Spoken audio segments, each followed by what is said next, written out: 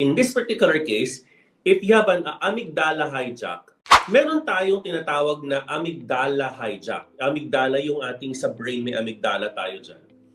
Yung amygdala hijack, ito yung panahon, ito yung natural flight or fight response ng isang trader. Kapag merong volatility ang market at biglang pumula yung candle, in this particular case, if you have an amygdala hijack, yung kamay natin, bigla natin tinitrigger na close, no? Yung isang position kasi talo tayo.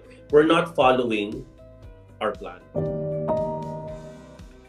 So, may mga pagkakataon na yung fight or flight nati-trigger tayo kasi nga nasa harapan mo yung danger. For example, may malaking aso sa harapan mo at hindi mo kayang laban, tatakbo ka or you need to fight, no?